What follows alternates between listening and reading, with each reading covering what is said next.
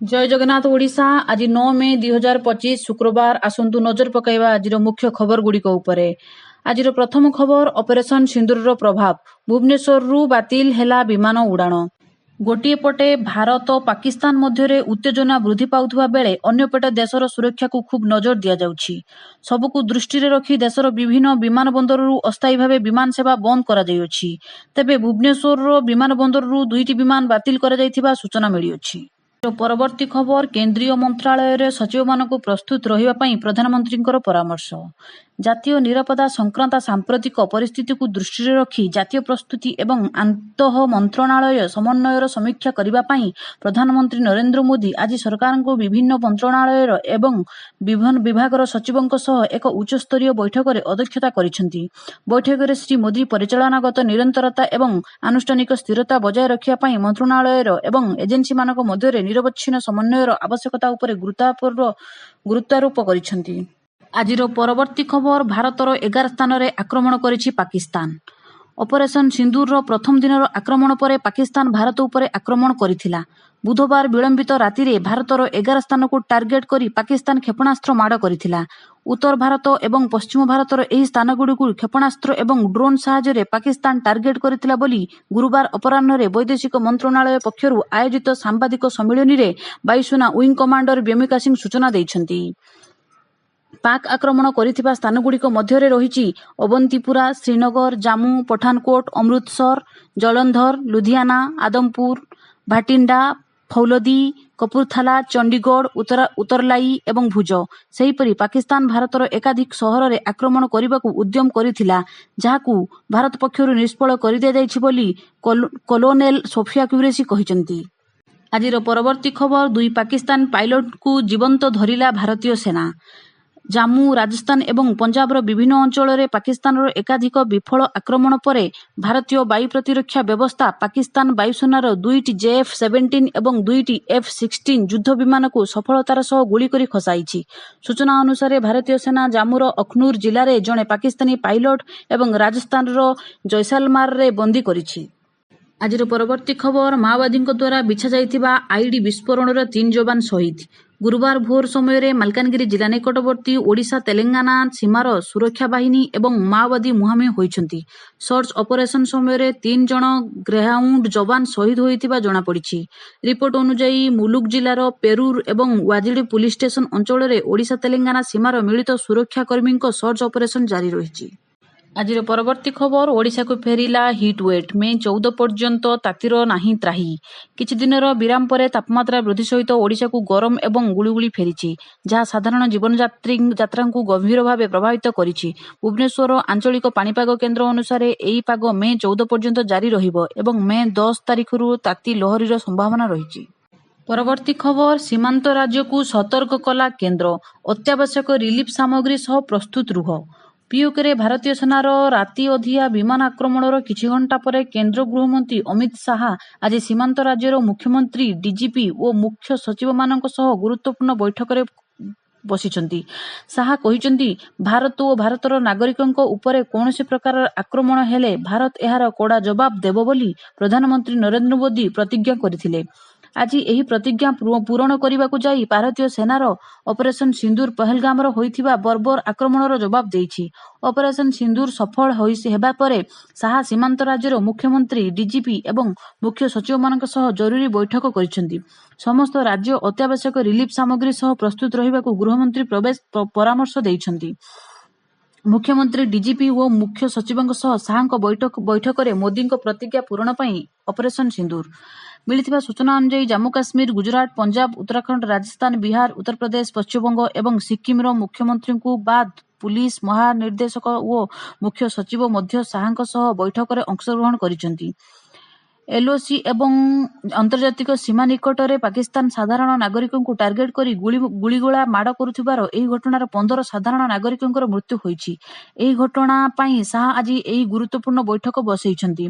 पाकिस्तान गुड़ीगोला माड़े जड़े महिला, 4 जण शिशु और 15 जनक मृत्यु होइथिबा जणा पड़िछि। ପରବର୍ତ୍ତୀ ଖବର ଗ୍ରୀଷ୍ମ ପ୍ରବାହ ମଧ୍ୟରେ ଚାଲୁଥିବା ସ୍କୁଲ ବିରୋଧରେ କାର୍ଯ୍ୟାନୁଷ୍ଠାନ ଗ୍ରହଣ କରିବେ ଓଡ଼ିଶା ସରକାର। ଗ୍ରୀଷ୍ମ ପ୍ରଭାବ ଯୋଗୁଁ ସ୍କୁଲ ବନ୍ଦ ରଖିବାକୁ ରାଜ୍ୟ ସରକାରଙ୍କ ସ୍ପଷ୍ଟ ନିର୍ଦ୍ଦେଶ ସତ୍ତ୍ୱେ ଯେଉଁ ସ୍କୁଲଗୁଡ଼ିକ ଚାଲୁ ରହିଛି ସେମାନଙ୍କ ବିରୋଧରେ ତୁରନ୍ତ ଏବଂ କଠୋର କାର୍ଯ୍ୟାନୁଷ୍ଠାନ ଗ୍ରହଣ କରିବାକୁ ସ୍କୁଲ ଏବଂ ଗଣଶିକ୍ଷା ବିଭାଗ ପକ୍ଷରୁ ସମସ୍ତ ଜିଲ୍ଲା ଶିକ୍ଷା ଅଧିକାରୀ ଡିଓଙ୍କୁ ନିର୍ଦ୍ଦେଶ ଦିଆଯାଇଛି। ବିଭାଗର ଅତିରିକ୍ତ ସଚିବ ଦୁର୍ଗାପ୍ରସାଦ ମହାପାତ୍ରଙ୍କ ଦ୍ୱାରା ଜାରି ଏକ ଚିଠିରେ ଉଲ୍ଲେଖ କରାଯାଇଛି ଯେ ରାଜ୍ୟ ସରକାର ପ୍ରଚଣ୍ଡ ଗ୍ରୀଷ୍ମ ତାପମାତ୍ରା ପ୍ରତି ସତର୍କତାମୂଳକ ପଦକ୍ଷେପ ସ୍ୱରୂପ 22 ଏପ୍ରିଲ 2025 ଠାରୁ ସମସ୍ତ ସରକାରୀ ଅନୁଦାନପ୍ରାପ୍ତ ଏବଂ ବେସରକାରୀ ବିଦ୍ୟାଳୟ ବନ୍ଦ କରିବାକୁ ଘୋଷଣା କରିଥିଲେ। ତେବେ କିଛି ଶିକ୍ଷାନୁଷ୍ଠାନ ଏହି ନିର୍ଦ୍ଦେଶକୁ ଅଣଦେଖା କରି ସ୍କୁଲ ଖୋଲା ରଖିଛନ୍ତି, ଫଳରେ ଛାତ୍ରଛାତ୍ରୀମାନଙ୍କ ସୁରକ୍ଷାକୁ ବିପଦରେ ପକାଇଛି। ନିର୍ଦ୍ଦେଶାବଳୀ ଜାରି ହେବା ସତ୍ତ୍ୱେ କିଛି ସ୍କୁଲ ଦ୍ୱାରା ଏହି ନିର୍ଦ୍ଦେଶାବଳୀର ଉଲ୍ଲଂଘନ ସମ୍ପର୍କରେ ସୂଚନା ବିଭାଗକୁ ଦୃଷ୍ଟିକୁ ଆସିଛି। ତେଣୁ ଆପଣଙ୍କ ଜିଲ୍ଲାରେ ଉପରୋକ୍ତ ନିର୍ଦ୍ଦେଶାବଳୀର କଡ଼ାକଡ଼ି ପାଳନ ସୁନିଶ୍ଚିତ କରିବା ପାଇଁ ତୁରନ୍ତ ପଦକ୍ଷେପ ନେବାକୁ ଆପଣଙ୍କୁ ନିର୍ଦ୍ଦେଶ ଦିଆଯାଉଅଛି ବୋଲି ଡିଓମାନଙ୍କୁ ଚିଠିରେ ନିର୍ଦ୍ଦେଶ ଦିଆଯାଇଛି। ପରବର୍ତ୍ତୀ ଖବର ଶେଷ କଥାକୁ ମନେ ପକାଇ କାନ୍ଦୁଛନ୍ତି ଶହୀଦଙ୍କ ପତ୍ନୀ। ସୂଚନାଯୋଗ୍ୟ ମେ 7 ତାରିଖରେ ଜମ୍ମୁର ପୁଞ୍ଜରେ ପାକିସ୍ତାନର ଗୁଳିଗୋଳା ମାଡ଼ରେ ହରିୟାଣାର ପଲୱାଲର ପୁଅ ଲାନ୍ସ ନାୟକ ଦିନେଶ କୁମାର ଶର୍ମା ଶହୀଦ ହୋଇଯାଇଛନ୍ତି। ତାଙ୍କ ଶହୀଦ ହେବାର ଖବର ପାଇବା ମାତ୍ରେ ଗାଁରେ ଶୋକର ଛାୟା ଖେଳିଯାଇଛି। ପରିବାରର ସଦସ୍ୟ ଏବଂ ପଡ଼ୋଶୀମାନେ ଦିନେଶ କୁମାରଙ୍କୁ ମନେ ପକାଇ କାନ୍ଦି କାନ୍ଦି ଝୁରି ହେଉଛନ୍ତି। ଶହୀଦ ଦିନେଶ କୁମାରଙ୍କ ପତ୍ନୀ ସୀମା କାନ୍ଦି କାନ୍ଦି କହିଛନ୍ତି, ମୁଁ ଗତକାଲି ରାତିରେ ସ୍ୱାମୀଙ୍କ ସହ କଥା ହୋଇଥିଲି। କାମ ଥିବାରୁ ସେ ଫୋନ୍ ରଖିଦେଇଥିଲେ। ସେ ମୋତେ ଦିନ 12ଟାରେ ଫୋନ୍ କରି କଥା ହେବେ ବୋଲି କହିଥିଲେ। ମୁଁ ସାରା ଦିନ ତାଙ୍କ ଫୋନ୍କୁ ଅପେକ୍ଷା କରିଥିଲି, କିନ୍ତୁ ତାଙ୍କ ଆଡ଼ୁ ମୋ ପାଖକୁ କୌଣସି ଫୋନ୍ ଆସିନଥିଲା। ସେ ମୋତେ ଛାଡ଼ି ସବୁଦିନ ପାଇଁ ଦେଶ ପାଇଁ ଶହୀଦ ହୋଇଗଲେ। ସେନା ଦିନେଶ କୁମାରଙ୍କ ଶହୀଦକୁ ସଲାମ କରିଛି। ସେନା ପୋଷ୍ଟରେ ଲେଖିଛି, ଜେନେରାଲ ଉପେନ୍ଦ୍ର ଦ୍ୱିବେଦୀ ଲାନ୍ସ ନାୟକ ଦିନେଶ କୁମାରଙ୍କ ସର୍ବୋଚ୍ଚ ବଳିଦାନକୁ ସଲାମ, ଯିଏକି ମେ 7ରେ ନିୟନ୍ତ୍ରଣ ରେଖାରେ ପାକିସ୍ତାନୀ ସେନା ଦ୍ୱାରା ଅସ୍ତ୍ରବିରତି ଉଲ୍ଲଂଘନ ସମୟରେ ନିଜ ଜୀବନକୁ ବଳିଦାନ ଦେଇଛନ୍ତି। ପରବର୍ତ୍ତୀ ଖବର ବଢ଼ିଲା ତାଜମହଲ ସୁରକ୍ଷା, ସହଯୋଗ କରିବାକୁ ପର୍ଯ୍ୟଟକଙ୍କୁ ଆହ୍ୱାନ। ତାଜମହଲ ସୁରକ୍ଷାକୁ ନେଇ ପୁଣି ଥରେ ହାଇ ଆଲର୍ଟ ଜାରି କରାଯାଇଛି। ନିକଟରେ ପାକିସ୍ତାନରେ ହୋଇଥିବା ଆତଙ୍କୀ ଆକ୍ରମଣ ଓ ଅପରେସନ ସିନ୍ଦୁର ପରେ କେନ୍ଦ୍ରରୁ ସୁରକ୍ଷାକୁ ନେଇ ଖାସ୍ ନିର୍ଦ୍ଦେଶ ଆସିଛି। ଏହାପରେ ତାଜମହଲ ୟେଲୋ ଜୋନ୍ରେ ସୁରକ୍ଷା ବ୍ୟବସ୍ଥାକୁ କଡ଼ାକଡ଼ି କରାଯାଇଛି। ତାଜମହଲ ପରିସର ଓ ଆଖପାଖ ସୁରକ୍ଷା ଘେରାକୁ ମଜବୁତ କରାଯାଇଛି। ପରବର୍ତ୍ତୀ ଖବର ଭୁବନେଶ୍ୱରରେ ହେବ ସାଇନ୍ସ ସିଟି। ଓଡ଼ିଶା ସରକାର ଭୁବନେଶ୍ୱରରେ ଏକ ଅତ୍ୟାଧୁନିକ ସାଇନ୍ସ ସିଟି ପ୍ରତିଷ୍ଠା କରିବାକୁ ଘୋଷଣା କରିଛନ୍ତି। ଏହି ଯୋଜନାରେ ଲକ୍ଷ୍ୟ ବୈଜ୍ଞାନିକ ବିକାଶକୁ ପ୍ରୋତ୍ସାହିତ କରିବା ପାଇଁ 2036 ସୁଦ୍ଧା ଏକ ବିକଶିତ ଓଡ଼ିଶାର ବ୍ୟାପକ ଦୃଷ୍ଟିକୋଣକୁ ପ୍ରୋତ୍ସାହିତ କରିବ। ଗୁରୁବାର ଦିନ ବିଜ୍ଞାନ ଏବଂ ପ୍ରଯୁକ୍ତିବିଦ୍ୟା ମନ୍ତ୍ରୀ କୃଷ୍ଣଚନ୍ଦ୍ର ପାତ୍ର ଏହା ଘୋଷଣା କରିଛନ୍ତି। ସେ କହିଛନ୍ତି ଯେ ପ୍ରସ୍ତାବିତ ସାଇନ୍ସ ସିଟି ବିଜ୍ଞାନ ଏବଂ ପ୍ରଯୁକ୍ତିବିଦ୍ୟାର ନବସୃଜନ, ଶିକ୍ଷଣ ଏବଂ ଜନସାଧାରଣଙ୍କ ସମ୍ପୃକ୍ତିର ଏକ କେନ୍ଦ୍ର ଭାବରେ କାର୍ଯ୍ୟ କରିବ। ପରବର୍ତ୍ତୀ ଖବର 5 ବର୍ଷରେ ଖର୍ଚ୍ଚ ହେଲାଣି 54 କୋଟି, ତଥାପି ପର୍ଯ୍ୟଟକଙ୍କୁ ମିଳୁନି ମୌଳିକ ସୁବିଧା। ରାଜ୍ୟ ପର୍ଯ୍ୟଟନ ମାନଚିତ୍ରରେ ଅବହେଳିତ ହୋଇ ପଡ଼ିରହିଛି ରାଜଧାନୀର ପ୍ରମୁଖ ପର୍ଯ୍ୟଟନସ୍ଥଳୀ ଖଣ୍ଡଗିରି, ଉଦୟଗିରି। ଐତିହ୍ୟ ସ୍ଥଳର ମାନ୍ୟତା ପାଇଥିବା ଏହି ଯମଜ ପାହାଡ଼ର ବିକାଶ ହୋଇପାରୁନାହିଁ। ଗୁମ୍ଫାଗୁଡ଼ିକର ସୁରକ୍ଷା ପାଇଁ ଏଯାବତ୍ କୌଣସି ବ୍ୟବସ୍ଥା କରାଯାଇ ନାହିଁ। ପର୍ଯ୍ୟଟକଙ୍କୁ ନେଇ ମଧ୍ୟ କର୍ତ୍ତୃପକ୍ଷ ବେପରିଆ। ବସ୍ ରହଣି ସ୍ଥାନଠାରୁ ପାହାଡ଼ ପର୍ଯ୍ୟନ୍ତ ଯିବା ଲାଗି କୌଣସି ଗାଡ଼ିର ବ୍ୟବସ୍ଥା ନାହିଁ। ବୟସ୍କ ପର୍ଯ୍ୟଟକମାନେ ଚାଲି ଚାଲି ଯାଉଛନ୍ତି। କମ୍ ବୟସ ପିଲାମାନେ ସୁରକ୍ଷା ପାଇଁ ପାହାଡ଼ର କେଉଁଠି ସ୍ଥାୟୀ ଲୁହାବାଡ଼ା ମଧ୍ୟ ନାହିଁ। ପରବର୍ତ୍ତୀ ଖବର ଚାନ୍ଦିପୁରରେ ହେବ ସୁରକ୍ଷା ବୈଠକ। ଭାରତ ପାକିସ୍ତାନ ମଧ୍ୟରେ ଚାଲିଥିବା ଉତ୍ତେଜନା ମଧ୍ୟରେ ଶୁକ୍ରବାର ବାଲେଶ୍ୱର ଚାନ୍ଦିପୁର କ୍ଷେପଣାସ୍ତ୍ର ଘାଟିରେ ସୁରକ୍ଷା ବୈଠକ ହେବ। ଏହି ସୁରକ୍ଷା ବୈଠକ ଡାକିଛନ୍ତି ପୂର୍ବାଞ୍ଚଳ ରେଞ୍ଜ ଡିଆଇଜି। ଅପରାହ୍ନ 2ଟାରେ ପିଏକ୍ସି କ୍ୟାମ୍ପସରେ ବୈଠକ ହେବ। ବୈଠକରେ ଆଇଟିଆର ନିର୍ଦ୍ଦେଶକ, ପିଏକ୍ସି ନିର୍ଦ୍ଦେଶକ, ଜିଲ୍ଲାପାଳ, ଏସ୍ପି ଯୋଗଦେବାର କାର୍ଯ୍ୟକ୍ରମ ରହିଛି। ପରବର୍ତ୍ତୀ ଖବର ଶିକ୍ଷକଙ୍କ ବାଇକ୍ ଡିକି ଭାଙ୍ଗି ଲୁଟିନେଲେ ଟଙ୍କା। ଛତ୍ରପୁର ସହର ମୁଖ୍ୟ ବଜାର ରାସ୍ତାରୁ ଗୁରୁବାର ଜଣେ ଶିକ୍ଷକଙ୍କ ବାଇକ୍ ଡିକି ଭାଙ୍ଗି ସେଥିରେ ଥିବା ବ୍ୟାଗ୍ରୁ 55,000 ଟଙ୍କା ଲୁଟ୍ ହୋଇଛି। ଲୁଟ୍ର ଶିକାର ହୋଇଥିବା ଛତ୍ରପୁର ବ୍ଲକ ବଉଳଗାଁ ପଞ୍ଚାୟତ ଦିବ୍ୟସିଂହପୁର ଗାଁର ତଥା ମହାନାଦପୁର ଉଚ୍ଚ ମାଧ୍ୟମିକ ବିଦ୍ୟାଳୟର ଶିକ୍ଷକ ନୀଳକଣ୍ଠ ଶତପଥୀ ଏନେଇ ଥାନାରେ ଏତଲା ଦେଇଛନ୍ତି। ଛତ୍ରପୁର ଥାନା SI Binay Kumar Das police team ସହ ଘଟଣାସ୍ଥଳରେ ପହଞ୍ଚି ତଦନ୍ତ ଆରମ୍ଭ କରିଛନ୍ତି। ପରବର୍ତ୍ତୀ ଖବର ଉତ୍ତେଜନା ହ୍ରାସ କରିବାକୁ ପାକିସ୍ତାନକୁ କହିଲା ଆମେରିକା। ଯୁକ୍ତରାଷ୍ଟ୍ର ଆମେରିକା ବୈଦେଶିକ ମୁଖପାତ୍ର ଟାମି ବ୍ରୁସ୍ କହିଛନ୍ତି, ମନ୍ତ୍ରୀ ମାର୍ଗୋ ରୁବିଓ ଆଜି ବୈଦେଶିକ ମନ୍ତ୍ରୀ ସୁବ୍ରମଣ୍ୟଙ୍କ ଜୟଶଙ୍କରଙ୍କ ସହ କଥାବାର୍ତ୍ତା କରିଛନ୍ତି। ରୁବିଓ ତୁରନ୍ତ ଉତ୍ତେଜନା ହ୍ରାସ କରିବାର ଆବଶ୍ୟକତା ଉପରେ ଗୁରୁତ୍ୱ ଦେଇଛନ୍ତି। ସେ ଭାରତ ଏବଂ ପାକିସ୍ତାନ ମଧ୍ୟରେ ସିଧାସଳଖ ଆଲୋଚନା ପାଇଁ ଆମେରିକାର ସମର୍ଥନ ବ୍ୟକ୍ତ କରିଛନ୍ତି ଏବଂ ଯୋଗାଯୋଗ ଉନ୍ନତି ପାଇଁ ନିରନ୍ତର ପ୍ରୟାସକୁ ପ୍ରୋତ୍ସାହିତ କରିଛନ୍ତି। ପରବର୍ତ୍ତୀ ଖବର ହମାସ ଭଳି ମିସାଇଲ ଡ୍ରୋନ୍ ଆକ୍ରମଣ। ପାକିସ୍ତାନର ଏକାଧିକ ବିମାନ ମାରି ଖସାଇଲା ଭାରତ। ଗୁରୁବାର ଜାମ୍ମୁ, ରାଜସ୍ଥାନ ଏବଂ ପଞ୍ଜାବର ଏକାଧିକ ଅଞ୍ଚଳରେ ଡ୍ରୋନ୍ ଏବଂ ମିସାଇଲ ଆକ୍ରମଣ ହୋଇଥିଲା, ଯାହା ଭାରତ ପାକିସ୍ତାନ ଆତଙ୍କବାଦୀ ଶିବିର ଉପରେ ଆକ୍ରମଣ କରିବାର ମାତ୍ର ଏକ ଦିନ ପରେ ଏକ ବଡ଼ ଉତ୍ତେଜନାର ସୂଚନା ଦେଇଛି। ଜାମ୍ମୁ ସିଭିଲ ଏୟାରପୋର୍ଟ ନିକଟରେ ଏକ ଡ୍ରୋନ୍ ଆଘାତ କରିଥିବା ବେଳେ ଭାରତର ବାୟୁ ପ୍ରତିରକ୍ଷା ବ୍ୟବସ୍ଥା ଦ୍ୱାରା ଅନେକ କ୍ଷେପଣାସ୍ତ୍ରଗୁଡ଼ିକୁ ଗୁଳି କରି ନଷ୍ଟ କରିଦିଆଯାଇଛି। ପଠାନକୋଟ ଏବଂ ଜୈସାଲମେରର ଏକାଧିକ ଅଞ୍ଚଳରେ ଡ୍ରୋନ୍ଗୁଡ଼ିକୁ ଅଟକାଇ ଯାଇଛି ଏବଂ ବିସ୍ଫୋରଣର ଖବର ମଧ୍ୟ ମିଳିଛି। ଜମ୍ମୁ ସିଭିଲ ଏୟାରପୋର୍ଟର ଏକ ଡ୍ରୋନ୍ ଟାର୍ଗେଟ୍ କରିଥିବା ବେଳେ ଭାରତୀୟ ବାୟୁ ପ୍ରତିରକ୍ଷା ବ୍ୟବସ୍ଥା ଦ୍ୱାରା ଅତି କମ୍ରେ 8ଟି ମିସାଇଲ ଅଟକା ଯାଇଛି। ଜାମ୍ମୁ ବିଶ୍ୱବିଦ୍ୟାଳୟ ନିକଟରେ 2ଟି ଡ୍ରୋନ୍କୁ ମଧ୍ୟ ଗୁଳି କରି ଖସାଯାଇଛି। ରାଜସ୍ଥାନର ଜୈସଲମରରେ ଏବଂ ପଞ୍ଜାବର ପଠାନକୋଟରେ ଡ୍ରୋନ୍ଗୁଡ଼ିକୁ ଅଟକାଇ ଯାଇଛି ଏବଂ ଚଣ୍ଡିଗଡ଼ର ମଧ୍ୟ ସାଇରେନ୍ ଶୁଣାଯାଇଛି।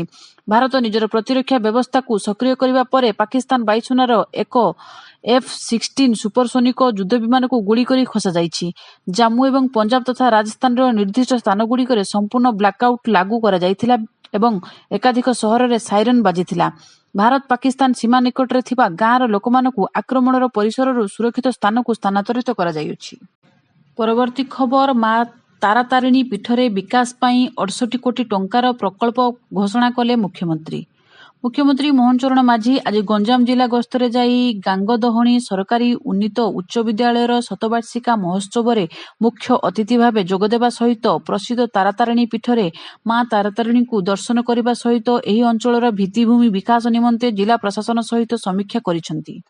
ମୁଖ୍ୟମନ୍ତ୍ରୀ ଗାଙ୍ଗଦହଣି ସରକାରୀ ଉନ୍ନତି ଉଚ୍ଚ ବିଦ୍ୟାଳୟର ଶତବାର୍ଷିକା ମହୋତ୍ସବରେ ଯୋଗଦେବା ପୂର୍ବରୁ ତାରାତାରିଣୀ ପୀଠ ବୁଲି ଦେଖିଥିଲେ ଏବଂ ଏହି ଅଞ୍ଚଳର ଉନ୍ନତିକରଣ ପାଇଁ ବିଭିନ୍ନ କାର୍ଯ୍ୟକାରୀ ହେବାକୁ ଭିତ୍ତିଭୂମିର ବିକାଶ ପାଇଁ ସ୍ଥାନୀୟ ଲୋକପ୍ରତିନିଧିଙ୍କ ସହିତ ଆଲୋଚନା କରିଥିଲେ।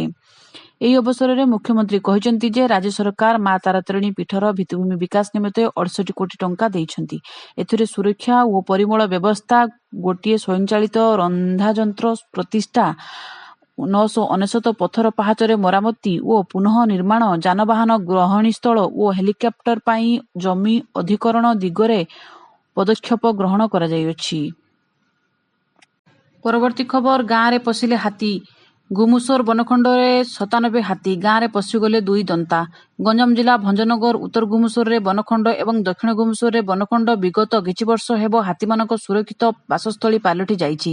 ପଡ଼ୋଶୀ ବନଖଣ୍ଡ ଅପେକ୍ଷା ଏହି 2 ବନଖଣ୍ଡରେ ହାତୀମାନଙ୍କ ରହଣି ପାଇଁ ଉପଯୁକ୍ତ ବାସସ୍ଥଳୀ ଏବଂ ଖାଦ୍ୟ ମିଳୁଥିବା ଯୋଗୁଁ ହାତୀପଲ ଅନ୍ୟ ବନଖଣ୍ଡକୁ ପ୍ରାୟ ଯାଉନାହାନ୍ତି। ଆଜିର ଖବର ଶେଷ ହୋଇଛି। ଆଗାମୀ ନୂଆ ଖବରର ଅପଡେଟ୍ ଜାଣିବା ପାଇଁ ଚ୍ୟାନେଲଟିକୁ ସବସ୍କ୍ରାଇବ୍ କରନ୍ତୁ। ଧନ୍ୟବାଦ।